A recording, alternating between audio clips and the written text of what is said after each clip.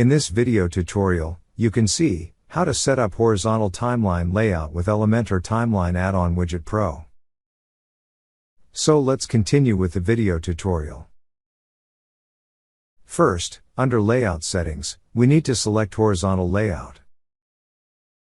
This is how the default horizontal layout looks like with Elementor Timeline. And in the Style preset we can select any of the style presets. But in this video tutorial, we will select the classic style. So let's proceed with the tutorial. Under Horizontal Slide Settings, we can specify the number of slides we want in the layout. Next we can add space between each content by using this slider. Here we can select and change the navigation icon on the horizontal line.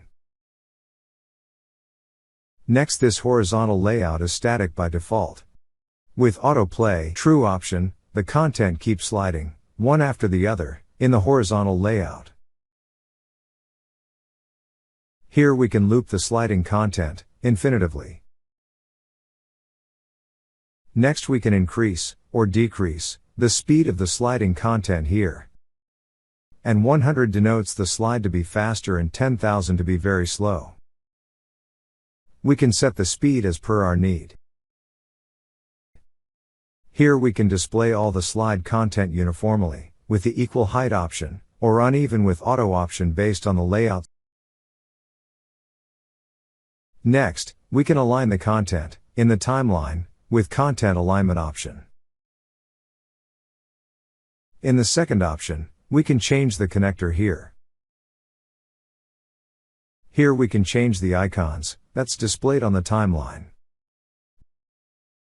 We can select and change the icon from the list of options available here.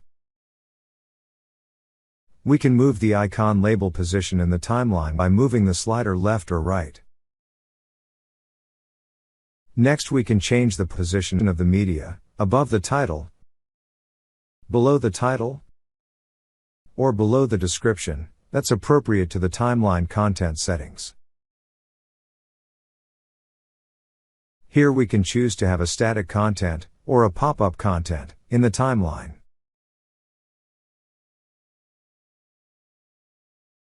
Next, let's see how to style the horizontal timeline layout with Elementor Timeline add-on Widget Pro. The first settings is line settings in the timeline.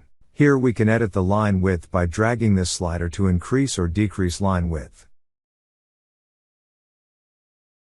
Next we can change the color of the line here. And here, we can edit the line filling color that's visible on scrolling. Here we can add a border to the line with ease option.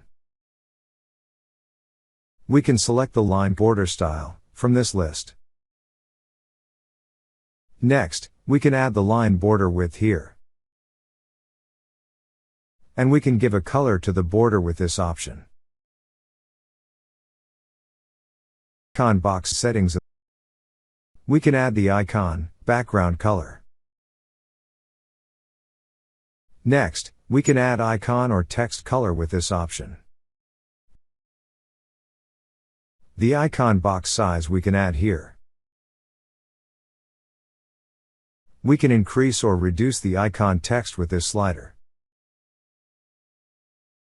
Next, we can add a radius to the icon box which will give a curvy corner. Under Label Settings, we can increase or reduce the gap between the label and the sublabel. Next, we can change the label color to suit the timeline. We can change the font family for the label. Here, we can add a weight to the font. We can increase or decrease the weight. We can capitalize or use the uppercase for the label font.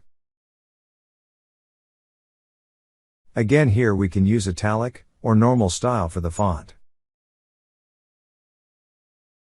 We can underline or use any other option here. We can increase the label size by using this slider right or left. Next, moving to sublabel, we can edit the color to the sublabel. With sublabel typography we can edit font setting. We can change the sublabel font family. Here, we can add a weight to the font, we can increase or decrease the weight. We can capitalize, or use the uppercase, for the sublabel font. Again here we can use italic, or normal style for the font. Next, we can underline or use any other option here. And here, we can change the sublabel size. Next, we will continue with the style settings, in the horizontal timeline layout, with Elementor Timeline add-on Widget Pro, in the next video.